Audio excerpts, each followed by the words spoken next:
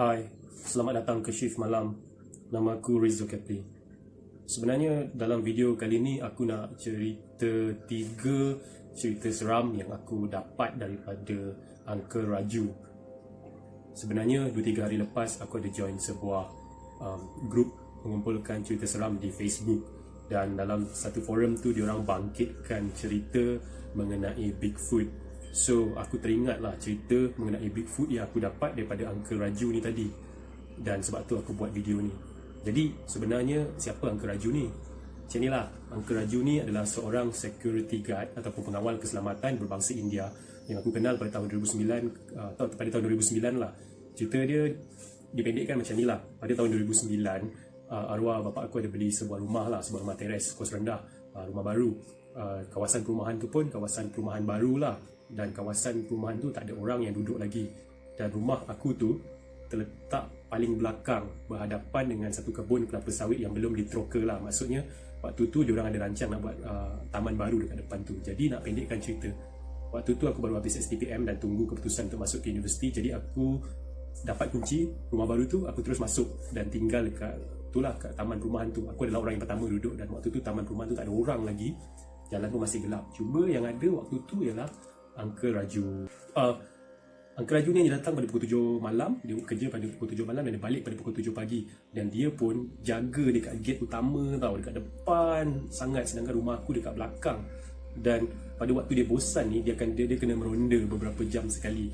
Dan selalunya pukul 11 malam dia akan ronda untuk buat kali terakhir lah. Sebab dia nak check, dia nak pastikan aku dah tidur atau belum. Sebab logik dia macam ni lah, kawasan tu kawasan baru. Sebelum tu kawasan taman perumahan tu dibuka, ia adalah satu tempat hutan lah, dan juga kebun kelapa sawit. Uncle Raju ni pelik lah kenapa aku duduk awal sangat, orang lain tak duduk tapi aku duduk. Sebab alasan dia waktu tu ialah aku tawarkan diri untuk duduk rumah baru tu kan. Sebab waktu tu baru habis STPM, jadi aku kerja ladang kilang situ lah.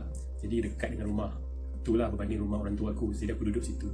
Jadi Uncle Raju ni dia seorang je. Umur dia, Uncle Raju ni dalam umur 50 lebih, kat 60 macam tu. Jadi dia berkawal tu seorang.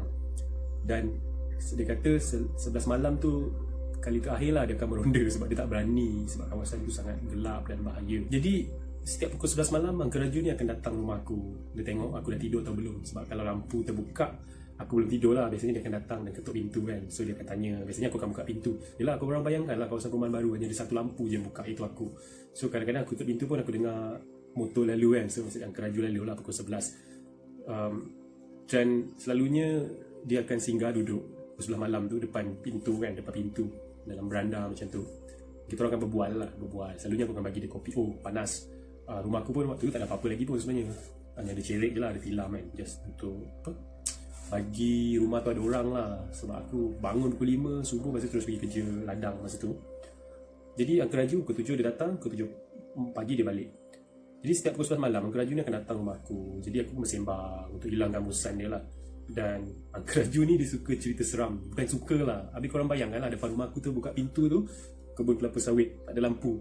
So memang agak seram lah. Even beberapa kali pun aku stay situ, pada waktu awal pagi aku dengar bunyi benda-benda yang pelik lah. Macam bunyi anjing menyala dan sebagainya lah. Which is aku pun pernah dengar bunyi, masa tu taman tu tak ada orang lagi. Aku dengar bunyi orang berjalan waktu malam. Yang aku tahu tu bukan Uncle Raju. Sebab Uncle Raju sendiri cakap lepas pukul 11 malam dia dah tak berani ronda kawasan belakang tu. Ada reason dia lah kenapa dia tak berani ronda. Okay, cerita pertama yang Uncle Raju kongsi dengan aku ialah cerita pasal Bigfoot. Jadi aku teringat aku cakap tadi aku join group Facebook, diorang bincang pasal tu. So aku teringat cerita Uncle Raju ni. Aku secara jujurnya lah, aku tak pernah dengar lah cerita orang lain cerita pasal Bigfoot. So Uncle Raju ni lah satu-satunya orang yang cerita dekat aku pasal Bigfoot. Dan cerita ni adalah cerita first hand person, orang yang pertama, orang yang mengalami peristiwa ataupun pengalaman tu sendiri. Sebab sikit je lah nak kongsi. Dalam urban legend ni, dalam bidang urban legend, dia ada satu istilah yang kita panggil friend of a friend story, FOAF. Maksud dia adalah kalau dalam bahasa Melayu, cerita kawan kepada kawan. Sebab tu kalau korang kongsi cerita-cerita hantu kan, selalunya bila bercerita, kawan korang yang bercerita tu dia tak cakap tu cerita daripada dia sebab dia tak mengalami, tapi dia kata, oh cerita ni kawan aku punya cerita, ataupun cerita ni berlaku kepada kawan aku. Tu friend of a friend, tu adalah satu benda yang common lah, benda yang biasa dalam urban legend bila berkongsi cerita-cerita seram. Tapi yang cerita aku terima ni first hand daripada Uncle Raju tu sendiri, sebab Uncle Raju tu yang mengalaminya. So cerita pasal Bigfoot ni, masa umur dia 20-an lah, Uncle Raju ni umur 20-an, dia pergi merantau ke Indonesia. So dia merantau ke Indonesia, dia kerja potong kayu balak. So Uncle Raju ni dia akan stay dekat Indonesia lama lah, dalam masa berbulan-bulan untuk ikut kontrak potong kayu balak kan. Aku lupa dekat daerah mana dekat Indonesia yang dia bagi tahu tu lah, aku lupa. Sumatera ke mana aku lupa. Tapi dalam cerita tu hutan yang diteroka oleh Uncle Raju dan kawan-kawan dia lah, dalam 15 ke 20 orang tu, adalah satu kawasan hutan dara. Maksud dia belum pernah dimasuki oleh manusia lah. Jadi Uncle Raju pun pergilah potong balak. Jadi bila potong balak tu, diorang ada macam camp lah, macam kawasan yang di mana tempat diorang berehat dan buat kerja macam rumah sementara lah, sementara dalam hutan tu kan. Jadi dekat kawasan tu, tanah lapang tu dikelilingi oleh pokok balak lah yang besar-besar. So ada, apa nama dia tu? Lori, ada jengkaut. Lepas tu menurut Uncle Raju lah, tempat diorang tidur tu tak berdinding pun, dia macam canvas je, macam ada 2-3 canvas. Jadi sumber elektrik pun waktu tu pakai generator, dan diorang ada buat unggun api lah. Uncle Raju kata yang selalu waktu diorang potong balak ni, diorang kerap jumpa Bigfoot. Tapi orang lokal, dia Uncle Raju kata mawas. Tak pastilah orang Indonesia panggil apa, tapi Bigfoot lah dia kata. Dan Bigfoot ni dia tinggi tau, dia tinggi daripada 6 ke 8 kaki. Maksud dia macam pintu manusia, pintu normal, pintu rumah tu dia lagi tinggi daripada tu. Dan bila orang jumpa tapak kaki Bigfoot ni, dia agak tricky, dia agak mengelirukan. Sebab ni menurut Uncle Raju lah, aku tak tahu betul ke tak, dia kata tapak kaki Bigfoot ni terbalik. So maksudnya kalau tapak kaki manusia macam ni kan, tapi tapak kaki Bigfoot tu kaki, tapi ibu jari dia macam terbalik lah. Jadi bila orang jumpa tapak kaki tu, orang ingat tapak kaki tu menuju ke depan. Jadi orang pun ikut. Sebenarnya tak, sebenarnya dia jalan macam mengundur lah. Tapak kaki tu macam ke depan, tapi sebenarnya dia mengundur ke belakang. Maksud dia tapak dia terbalik, tapak kaki Bigfoot tu terbalik. Jadi Uncle Raju cakap lah, kalau orang yang tak biasa nampak tapak kaki tu, nampak kesan. Kadang-kadang dia berjalan dekat lumpur kan, so orang tak biasa macam ikut kan, tapi tak, sebenarnya benda tu dekat belakang kau. So dia kata selalu masa dia potong balak ni, dia akan nampak macam daripada jauh lah, macam kelibat kan, macam dia berjalan dekat balik pokok. Tapi ada satu peristiwa ni yang dia kata dia takkan lupa sampai bila-bila. So waktu tu sekitar 10:30, 11 malam lah, tapi belum pagi dia kata. Tapi sebab dalam hutan kan, so balak pula kan. Yang aku ingat dia cerita masa tu bulan tengah terang. So maksud dia walaupun dalam kawasan hutan tu dikelilingi oleh pokok-pokok besar, pokok-pokok balak yang besar, tapi masih boleh nampak dengan jelas lah sebab ada cahaya bulan. Jadi nak jadikan cerita, diorang buat unggun api, diorang minum Milo ke apa kan depan unggun api. So tak jauh daripada unggun api tu ada canvas tempat diorang berehat lah. Jadi ada 3 orang kawan dia duduk mengelilingi unggun api tu, tengah minum Milo apa semua, makan biskut lah. Yang Uncle Raju dengan kawan-kawan dia lain dekat canvas tu lah, ada yang berehat dekat kawasan jentera dan sebagainya. Grup diorang waktu tu tak ramai, dalam 20 orang, 15 ke 20 orang. Jadi dalam kawan 3 orang ni menghadap unggun api ni, diorang tengah minum. Tiba-tiba kawan-kawan yang dekat canvas ni tadi nampak sesuatu tau, duduk sama dekat belakang kawan dia ni tadi. Si orang yang 3 orang ni dia minum air menghadap unggun api. Rupa-rupanya tiba-tiba diorang ni rasa macam ada haba panas, pasal ada benda-benda mendengus dekat belakang diorang. Lepas tu diorang tengok kawan-kawan diorang dekat bangsal tu tadi, kawan-kawan diorang semua macam muka dalam keadaan terkejut lah. Rupanya waktu diorang duduk tu tadi, ada Bigfoot ni tadi, tua mawas tadi duduk dekat salah seorang belakang kawan dia tu lah, duduk sama dan perhatikan apa yang dia buat. Dia minum tu kan, so benda tu mendengus dan bernafas dengan sangat kuat lah. Jadi yang orang-orang yang dekat canvas ni tadi dah terkejut dah takut, dan ada pun yang dah pegang senapang. Sebab benda tu sangat besar dan diorang tahu benda tu adalah haiwan, adalah binatang, flesh and blood, darah dan daging. Jadi masing-masing dah ready untuk dia kan, sebab haiwan buas kan, macam gorila ke apa, maksud boleh jadi apa-apa dekat kawan ni kan. Jadi tapi yang lagi 3 orang ni dah menggigil lah, lagi orang yang depan tu kan dia nampak direct. So diorang kata benda ni berbulu besar, badan dia warna hitam dan mata dia merah, so dia macam taring dan sebagainya, macam monyet, sebiji macam monyet, cuma kaki dia terbalik lah. Tapi cerita tu habis macam tu sebab benda tu kemudian diperhati macam orang-orang ni tadi. Lepas tu dia bangun tu besar, boleh nampak dia besar, dan dia berjalan. Tapi tu dia pelik dia berjalan terbalik, kaki dia terbalik kan. So berjalan. So tu cerita yang Uncle Raju cerita macam mana dia nampak Bigfoot tu depan mata. Dan jarak dia orang masa kat canvas bangsal tu pun tak jauh daripada kawan dia yang kena ganggu ni tadi. Okay, itu cerita first. Cerita kedua daripada Uncle Raju pula, cerita pengalaman dia sewaktu bekerja sebagai pengawal keselamatan Macam aku cakap tadi, Uncle Raju ni kerja dia jaga gate dekat kawasan taman perumahan baru. Aku tanya dia lah, sebelum dia jaga kawasan taman perumahan yang aku duduk ni, dia jaga dekat mana. Jadi rupa-rupanya Uncle Raju ni, sebab usia dia dah agak tua kan, agak lanjut dah dekat 50-60 tahun macam tu kan.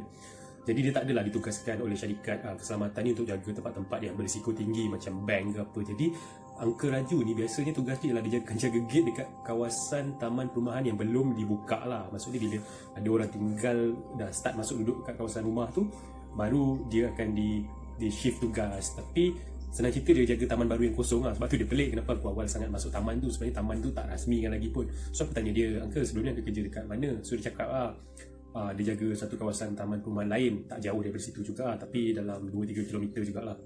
Jadi dia kata dia jaga taman tu. Tapi beza dengan taman yang aku duduk waktu tu, taman yang dia jaga sebelum tu kawasan dia lebih open.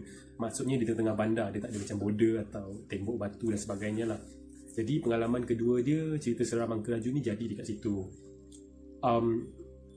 Macam tempat yang dia jaga kat kawasan aku tu, dia ada macam pondok. Jadi Uncle Raju duduk dalam pondok tu.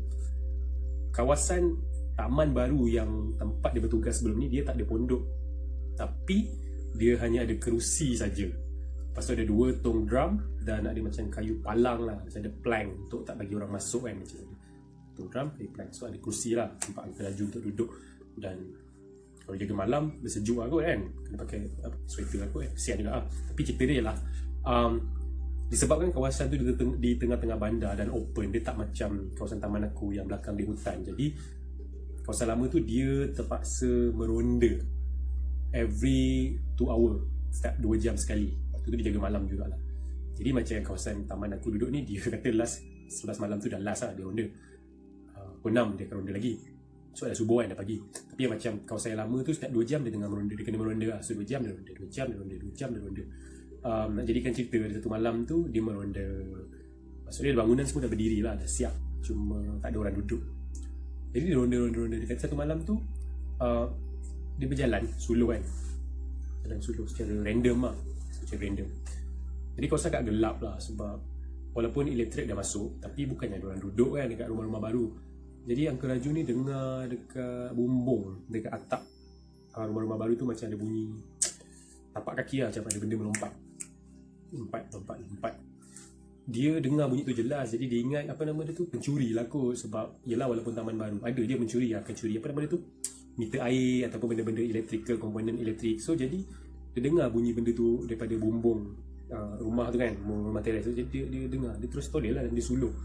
Jadi apa yang Uncle Raju nampak dia nampak macam ada kelibat manusia lah, kelibat orang kan. Lepas tu gelap kan, jadi dia nampak macam bayang-bayang orang. Jadi dia berdiri tu, dia perhatikan lah. So dia suluh. So dia nampak orang ni, orang lah, bentuk manusia, lelaki. Dia merangkak tau. Dan dia merangkak tu daripada bumbung tu ke bumbung tau. So dia mula-mula dia fikir itu adalah manusia lah, pencuri ke apa kan, nak masuk rumah kan, tak tahulah kan. Tapi yang dia kata itu dia tahu bukan manusia bila rumah teres tu ada gap untuk bangunan seterusnya kan, untuk bangunan rumah teres yang seterusnya kan ada gap macam jalan raya kecil. So jalan raya tu pula agak lebar. So dia kata bayang-bayang orang tu tadi yang merangkak, dia tak berdiri, dia merangkak dah sampai dekat bumbung yang hujung. So Uncle Raju dekat sini lah kan. So ada gap, ada jalan raya kecil. Dia kata orang tu tadi melompat untuk pergi ke bangunan sebelahnya. Dan melompat pula bukan berdiri, melompat yang merangkak ni tadi, lompat tak sampai. Just Spiderman lah kena cerita. Tapi dia tak nampak lah, dia just nampak bayang-bayang kan. Jadi korang bayangkan lah, macam tak logik lah, mana ada orang melompat macam tu kan. Dan cara dia berjalan merangkak tu pun agak aneh lah. So Uncle Raju macam, oh ni bukan manusia kan. So dia macam patah balik, dia terus duduk depan, dia tak berani nak ronda. Okay, itu cerita kedua. Cerita ketiga pula, cerita daripada Uncle Raju lah. Cerita ni agak seram sikit. Bukan seram sebab apa lah, sebab dia melibatkan aku juga. Cerita ni seram sebab dia jadi dekat tempat tu waktu tu. Kan aku ada bagi tahu tadi kan, Uncle Raju dia akan stop kali terakhir ronda pada pukul 11 malam sebab ada reason dia. Bukan setakat dia takut pencuri ke apa kan. Macam logik lah orang boleh ceroboh taman tu sebab belakang tu kebun kelapa sawit kan, macam hutan. Tapi itu bukan reason utama dia lah. Reason utama dia pun sebab paranormal juga lah. Sebelum aku duduk taman tu masuk, ada lah 2-3 orang bagi macam peringatan lah. Macam mana nak cakap, dia orang kata, berani ke kau duduk situ sebab depan tu kelapa sawit. Pada kelapa sawit tu ada kawasan ni tau, tempat pembakaran mayat orang bukan Muslim lah. So diorang kata konon-kononnya sampai bau asap tu boleh sampai ke rumah kan, kawasan rumah aku tu lah. Tapi aku tak percaya pun sebab jauh pun kelapa sawit ada tiba tempat tu. Aku pun tak pernah tahu tempat tu wujud sebelum tu, so aku macam buat tak tahu je lah. So aku duduk tu tak ada apa masalah. Cuma yang benda ni jadi, Uncle Raju cerita pada satu pagi, kan dia balik pukul 7 pagi kan. So aku pergi kerja biasa pukul 7 tu kira dah keluar. Cuma satu malam tu, satu pagi tu aku lalu dekat pos Uncle Raju ni, dia ada lagi dekat situ. So dia lagi kat situ pukul 7 pagi tu kan, dia ada lagi dekat situ. So macam aku nak keluar, dia masih ada. So aku singgah. So berborak sekejap. So dan cerita ni berlaku. So Uncle Raju tanya, malam-malam masa tidur ada dengar bunyi apa-apa tak? So aku cakap ada lah, selalu kadang-kadang dengar bunyi apa nama tu, anjing menyalak tau. So yang anjing menyalak ni satu benda yang common lah, sebab kawasan belakang tu kelapa sawit, dan anjing tu pula ialah anjing liar tau. Anjing liar yang rumah dia orang tidur dekat kelapa sawit tu kan, kat dalam tu. Anjing liar ni malam je lah baru dia keluar, siang dia tak ada. Dan macam malam dalam pukul 8 tu pernah nampak lah dia sekumpulan keluar kan. Kadang-kadang aku buka pintu, tutup grill saja. So nampak lah sekumpulan anjing ni dalam 8 ekor macam tu. So dia ada alpha dia. Aku tahu ada anjing. Cuma satu malam je lah, banyak kali juga macam pukul 3-4 pagi aku akan terjaga. Sebab dulu waktu tu aku tidur kat ruang tamu. Aku tidur kat ruang tamu sebab ada kipas shieling kan, dan senang aku tak tidur kat bilik. Dan aku hanya bentang tilam. So pernah juga ada 3 malam aku terjaga sebab bunyi anjing menyalak. Dan dia menyalak ni, dia menyalak macam dia menyalak kepada seseorang. Macam korang macam ada orang berjalan, so anjing yang ramai ni menyalak tau. So aku bila dengar macam tu aku macam tak berani lah biasanya nak buka pintu ke apa kan, sebab ya adalah rumah aku seorang yang duduk kan, kiri kanan semua tak ada jiran. So kalau aku buka tingkap tu mesti macam bunyi kan. So kalau betul ada orang, mesti perasan dalam tak ada orang kan. So aku takut lah benda tu macam perompak ke apa kan. So aku tak berani nak buka. Cuma ada satu kali tu depan pintu aku tengah tidur mamai kan, macam dengar bunyi anjing bising. Aku dengar bunyi macam, okay, dia pintu kayu tau. So ada grill, so ada beranda. Waktu tu aku tak pasang gate lagi. Bunyi macam ada mencakar. Aku fikir anjing lah. Aku fikir anjing sebab pernah je 2-3 kali aku letak selipar aku dekat depan, anjing dia buat lari tau. So dia gonggong selipar kan. So aku fikir anjing lah kan, anjing tahu ada orang kat dalam. So dia macam cakap pintu, dia tak tahu benda tu. So dia pun mengantuk kan, terjaga mamai dengan bunyi anjing menyala. So dia cakap aku fikir benda tu normal lah, anjing kan mencakar pintu kan, dia tahu dalam tak ada orang. So aku tak tahu. So nak jadikan cerita, pagi tu, bukan pagi yang selepas mencakar tu lah, pagi lain tu yang aku jumpa Uncle Raju tu. Uncle Raju tu kata, you ada dengar apa-apa tak malam-malam selalu? Aku cakap yelah dengar kadang-kadang ada anjing. Pernah satu kali tu aku cakap dia, aku dengar macam bunyi benda berserit. Ya benda ni betul lah, aku tidur aku dengar bunyi macam ada something serit tau kat jalan tar tu, macam ada something zzz, macam menyerit lah, benda menyerit kan. Aku tak tahu kan, malam tak berani pun nak buka pintu apa kan. So Uncle Raju macam, oh dia angguk-angguk lah. Dia kata kau dengar bunyi anjing ke apa jangan buka lah, dia kata. So aku cakap bukan dia bukan anjing tu menyalak dekat uncle ke malam-malam kan ke ronda. Dia tak saya tak pernah ronda selepas pukul 11 kan, dia cakap kan.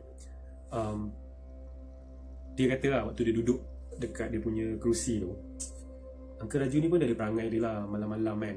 Dia dah bosan kan lepas pukul 11 tu. Dia kadang-kadang dia ni, maaf kata lah, curi tulang juga kan. Dia kadang-kadang dia start motor dia balik tau. Dia balik ke rumah dia lah dalam 10 minit macam tu. So dia kata satu malam tu dia balik rumah dia. So senang cerita dalam kawasan yang luas tu, kawasan rumah besar tu, aku seorang je di dalam tu kan. So dia balik. So dia kata satu malam tu dia balik, rumah dia kejap kan, entah apa dia buat tak tahu. So dia patah balik tu pula ada pagi lah, dalam dekat pukul 3 ke 4 kan. Saya cerita dia curi tulang kan, siapa yang nak check dia kan. So bila dia balik tu, dia dengar bunyi anjing menyala. Sekali ikutkan logik, dia selalu tak ronda. Tapi sebab bila dia balik tu, dia dengar bunyi anjing kat belakang kan, menyalak. Sebab dia sampai tu kan dia naik motor, so dia tak berhenti. So dia macam, try lah nak pusing satu round kan. Jadi nak jadikan cerita tu, dia bawa motor dia tu macam ronda kan. So dia lalu jalan belakang, jalan paling belakang tu jalan rumah aku tu lah. So dia ronda. So dia dengar bunyi anjing menyalak tau. So dia menyalak. Tapi anjing tu bukan kat jalan, anjing tu dekat kelapa sawit. So dia macam cakap ni rumah, jalan kecil, ada macam bukit, kelapa sawit. So anjing tu jalan kelapa sawit. So dia macam bawa motor kan, dia lalu, saya nak pusing ke depan balik kan. Saya kata boleh. Rupanya anjing tu menyalak something kat pokok. Dia nampak macam baju putih kan, macam perempuan. Obviously Pontianak tu kan. So dia pun lagi dia terpusing macam tu lah. So bila aku dengar cerita macam tu kan, so aku macam, yelah waktu tu aku duduk kat situ kan, macam lah kau bagi tahu aku benda ni kenapa kan. So aku macam, entah aku jadi macam takut lah. Tapi sebab aku tak fikir apa pun masa tu, cuma aku jadi macam terlebih berani ada. So macam lepas dengar cerita Uncle Raju tu, aku sengaja buka pintu kan malam-malam tak tutup. tutup, aku sengaja buka pintu. Cuma tutup Greenland. So macam buka pintu tu memang menghadap kelapa sawit yang Uncle Raju tu cakap lah. So perhatikan je dalam gelap tu, macam perhatikan kan, macam tak, aku jadi macam lagi berani lah. Tapi tak ada jumpa apa-apa lah sepanjang tu kan. Lepas tu cuma itu cerita Uncle Raju je lah. Cuma dia jadi macam seram sebab benda tu jadi waktu tu dan dalam tempoh tu kan. So tu je lah 3 cerita seram dari Uncle Raju yang aku nak kongsi. Aku pun tak tahu Uncle Raju tu masih ada lagi ke tak kan, sebab itulah first and last aku jumpa dia. So itu je lah malam ni cerita aku nak kongsi. By the way, kalau korang ada apa-apa cerita yang best kan, cerita seram nak kongsi, mungkin aku boleh baca balik cerita-cerita korang tu, korang boleh email ke riz.solcafe@gmail.com. Dan kalau korang sudi, tekan like dan share video ni dan subscribe lah channel YouTube aku. Yes, mungkin lepas ni aku akan kongsi cerita-cerita lain, cerita-cerita seram lain pula yang aku dengar dan dapat daripada kawan-kawan aku. Okay, sekian. Terima kasih. Bye. Assalamualaikum.